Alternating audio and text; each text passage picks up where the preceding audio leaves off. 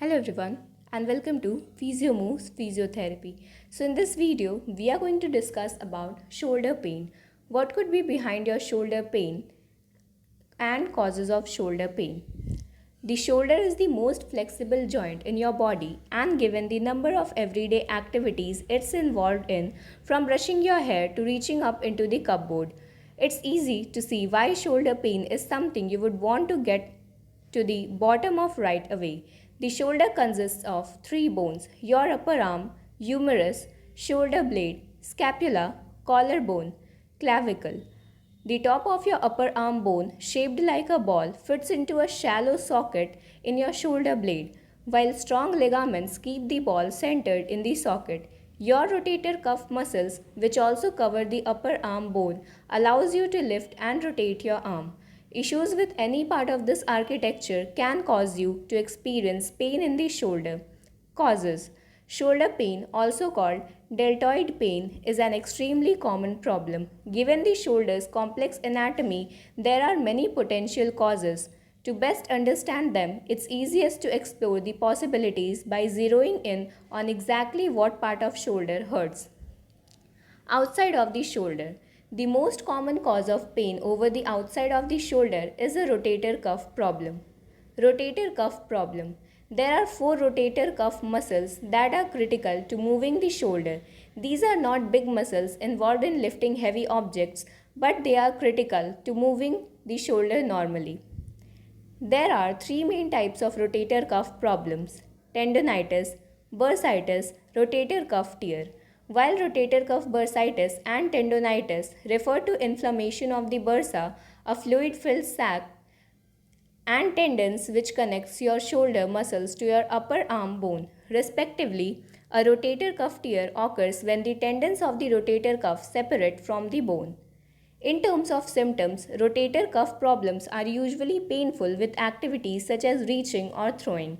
In addition, the deep, aching shoulder pain from a rotator cuff problem tends to be worse or flare at night. The reasoning is unclear, but it's not unusual for patients with rotator cuff tendonitis or a rotator cuff tear to be awakened from sleep or have difficulty falling asleep because of shoulder pain. In terms of mobility, a limited active range of motion is typical of a rotator cuff problem. Since the injured or inflamed muscle will not do the appropriate work, the shoulder often feels stiff. But if someone does the work for you by lifting your arm, the shoulder moves normally. Frozen shoulder, also called adhesive capsulitis. Frozen shoulder is a common condition that leads to stiffness of the joint and sometimes constant pain or just discomfort when reaching behind your back or head. While any shoulder pain can eventually progress to a frozen shoulder, the most common cause is the rotator cuff tendonitis. Finally, with a frozen shoulder, there is a loss of passive range of motion, what the doctor can do when manipulating all arm, as well as a loss of active range of motion, what the patient can do alone. Calcific tendonitis. Calcific tendonitis describes a condition whereby calcium crystals are deposited with a tendon. Most commonly within the rotator cuff tendons, this condition typically causes gradual shoulder pain that is worse at night and with overhead motion like putting on a shirt. While some people develop a chronic case, for many people the symptoms resolve on their own over 3 to 6 months. Front of the shoulder. Pain in the front of the shoulder is most commonly related to the bicep tendons, that which attaches deep inside the shoulder. Problem of the bicep include biceps tendonitis, slap tears, and biceps tears. Bicep tendonitis.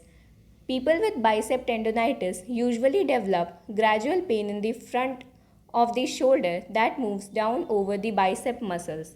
The pain is often worse with repetitive lifting, carrying heavy bags, or overhead activities. Problem with the bicep tendon may also cause a clicking sound when the shoulder is rotated in an arc, and like rotator cuff problems, the pain may be worse at night.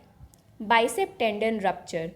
More seriously, a bicep tendon rupture may occur, which means that the bicep muscle breaks free near the joint.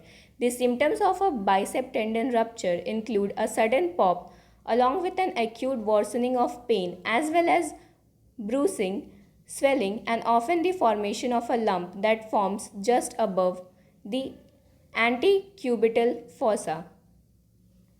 Slap tears, a superior labrum anterior posterior tear, more commonly referred to as slap tear, is a specific type of glenoid labrum shoulder joint tear. The most common cause is a fall on an outstretched hand. It's also a common tear in athletes who throw overhead, for example, baseball pitchers, or workers involved in repetitive overhead activities. Symptoms may include a deep shoulder pain, a catching sensation, and a popping sound with movement. Shoulder osteoarthritis.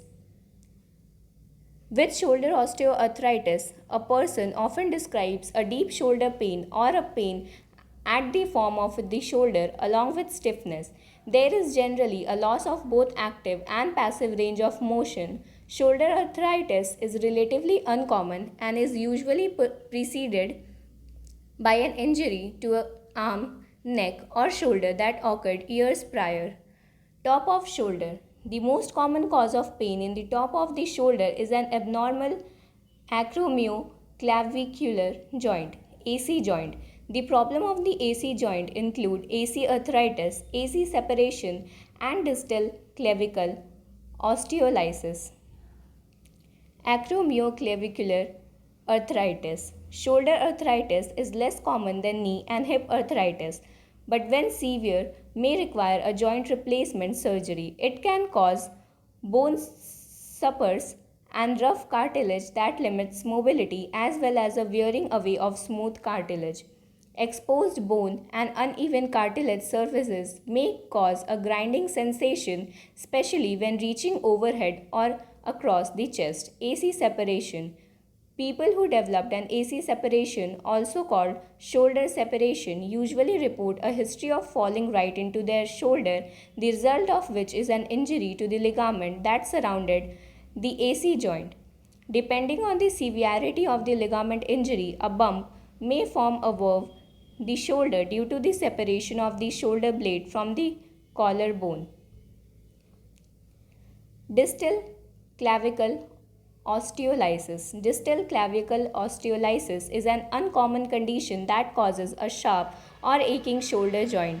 Pain at the end of the collarbone, clavicle. It's most common seen in weightlifters or others who repeatedly lift or carry heavy object. All over the shoulder.